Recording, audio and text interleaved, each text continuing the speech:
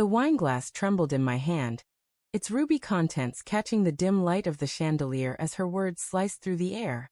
"I'd rather go hungry," Claire said, her voice sharp enough to cut bone, her eyes refusing to meet mine. I stood frozen in our kitchen, the scent of rosemary and garlic from the half-prepared dinner clinging to the air like a promise already broken. The invitation to La Belle Vie, our favorite restaurant, was meant to stitch us back together, to mend the fraying threads of a marriage stretched thin by late nights and unspoken resentments. But her refusal wasn't just a rejection of dinner. It was a blade to the heart of whatever we had left.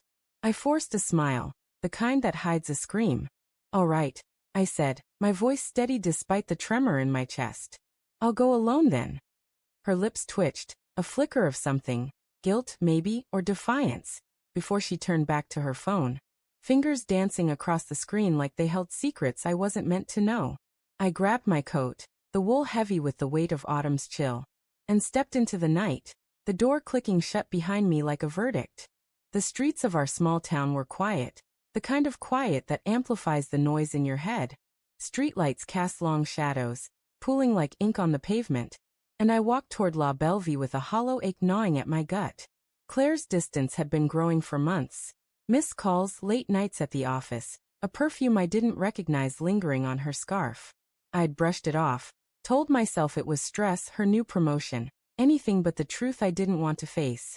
But tonight, her words had cracked something open, and doubt seeped in like cold water through a sinking ship. The restaurant glowed warmly, its windows fogged with the breath of intimate conversations. I took our usual table by the corner, where fairy lights draped like stars above the linen. The waiter, a young man with a crooked tie, poured me a glass of Pinot Noir, his smile sympathetic, as if he could sense the absence beside me. I stared at the empty chair where Claire should have been, her laugh filling the space, her hand brushing mine as we shared stories over candlelight. Instead, the chair mocked me, silent and cold. My phone buzzed, a text from Claire. "Sorry, just not feeling it tonight. Work's been rough." I stared at the words, each one a pebble in the growing pile of my unease. Work. Always work. I typed a reply. "Hope you're okay. Love you." But my thumb hovered over the send button. Something stopped me, a whisper of instinct, sharp and cold as a blade. Instead, I opened her social media, a habit I'd sworn off months ago. Her last post was from yesterday, a vague quote about freedom, no context, no tags. I scrolled, my pulse quickening, until I saw it. A photo from 2 weeks ago, Claire at a bar I didn't recognize, her smile radiant, her arm around a man whose face was just out of frame. My stomach twisted, the wine souring on my tongue. I paid the bill before the appetizers arrived, the waiter's concern trailing me as I left. The night air stung my face, but I barely felt it. My car was parked a block away, but I didn't head there. Instead, I walked toward Claire's office, her excuse echoing in my mind. The building loomed dark, its windows black as closed eyes. No lights, no late-night meetings. My breath caught, a mix of rage and dread clawing up my throat. I called her, the phone ringing once, twice, then straight to voicemail. Her voice, bright and professional, mocked me from the recording. I drove home, the radio off, the silence loud with questions. When I opened the door, the house was too still, the kind of stillness that feels like it's holding its breath. Claire's coat was gone, her keys missing from the hook. I checked the bedroom, the bathroom, the living room, empty. My heart pounded as I opened her laptop, left carelessly on the couch, the screen still warm. Her email was open, a message from someone named Jay glowing like a confession. "Meet me at the cabin tonight. Can't wait to see you." The address was in the foothills, an hour away. My hands shook as I grabbed my keys. The drive was a blur of headlights and twisting roads, the forest closing in like a jury. The cabin was tucked off a dirt path, its windows glowing faintly through the pines. I parked 100 yards away, my breath shallow, my pulse a drumbeat in my ears.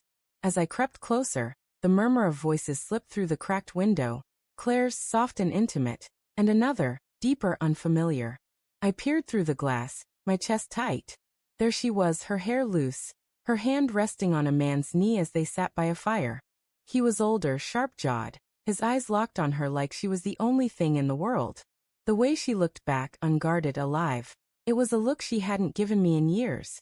I wanted to scream, to shatter the window, to demand answers. But my feet were led, my voice trapped. I stood there, frozen, as the truth carved itself into me. This wasn't a fling, a mistake. This was love, or something close enough to break me. I stumbled back to the car, my vision blurring, the world tilting under my feet. I drove home, the cabin's glow fading in my rearview. Each mile a nail in the coffin of our marriage. Back in our kitchen, I sat at the table, the rosemary and garlic now cold. A cruel reminder of my failed gesture. My phone buzzed again, another text from Claire, home soon. Just needed some air. I laughed, a hollow, bitter sound. I could confront her, lay out the evidence, watch her scramble for lies. But what would it change? The betrayal was already a wound too deep to stitch. Instead, I poured another glass of wine, the liquid dark as blood.